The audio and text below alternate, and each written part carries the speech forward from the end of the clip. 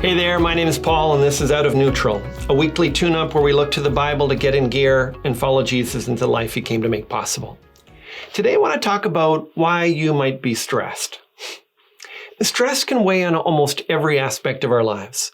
It interrupts our sleep, it affects our digestion, it causes aches in our bodies, and it also impacts our relationships and our performance at work. According to a recent poll, about 1 in 4 Canadians said that they feel quite stressed or extremely stressed most days. Women reported feeling stressed by expectations, relationships, and family concerns, while men were more stressed by layoffs, pay cuts, demotions, and financial difficulties. The question is, what do you do about it? There's no shortage of suggestions, and most of them provide some measure of help. Experts talk about taking care of your mind by limiting media intake, thinking more positively, and talking with others. They stress the importance of physical health, with more exercise, more sleep, and better diet. Deep breathing can bring some short-term relief. All of those things are useful in the same way that a bandage helps if your arm is gushing blood. But what if the blood doesn't stop? What if you actually need stitches? The problem with most solutions to stress is that they don't deal directly with what's causing the stress. It's not that that hadn't occurred to anyone, it's just that most of the stressors in our lives are beyond our control. If the war in Ukraine is causing you stress, there's little you can do to bring about a ceasefire. If your parents' divorce is causing you stress, there's little that you can do to solve it. If people's expectations are causing you stress, expecting them to change is only liable to set you up for more disappointment. I know that none of this feels very encouraging, but that doesn't mean that there isn't help. What if the things that cause you stress are actually just symptoms of something deeper? What if the stress you feel from people's expectations is really a symptom of a deeper need for affirmation?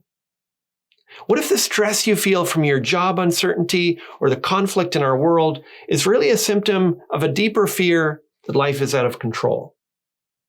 What if the stress you feel from relational conflicts is really a symptom of an underlying conflict that you haven't addressed? In his book, Every Good Endeavor, Connecting Your Work to God's Work, Tim Keller suggests that all of us are haunted by the work under the work. He calls that need to prove and save ourselves, to gain a sense of worth and identity. What he means is that the threat of a layoff would be stressful for anyone. But if my job is the basis of my self-worth, my identity, and my hope, then the threat of a layoff feels like the end of my life. What Keller says about work is true of almost any aspect of stress.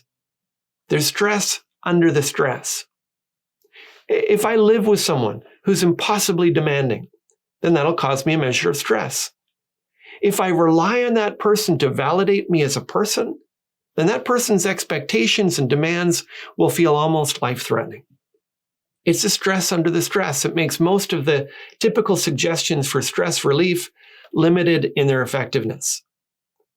The good news is that while you often can't immediately deal with the stressors in your life, you can address the stress under the stressors.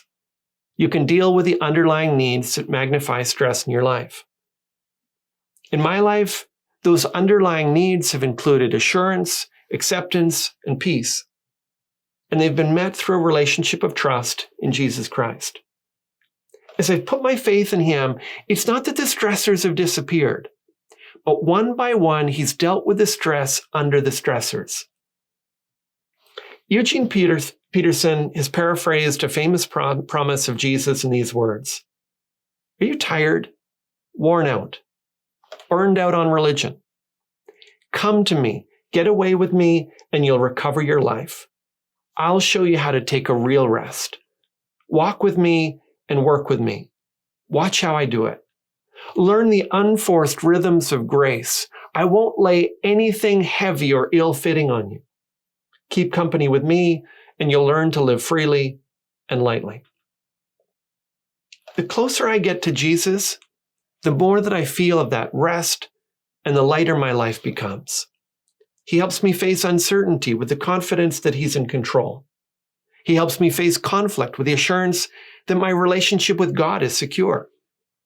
He helps me face people's expectations with a perfect acceptance of my Father in heaven. He takes away the stress under the stress. If this is new to you and you think it's something you'd like to explore, I've written a free 12-week course called The Unstuck Life that walks you through the essentials of Jesus' teachings in daily bite-sized messages that you can read or watch by video. To learn more, go to gracebc.ca/get unstuck. May God give all of us strength to confront the stress under the stress. That's all for this time. Today's video has helped you get out of neutral. Leave a comment, share it with your friends, and subscribe to join us on the journey.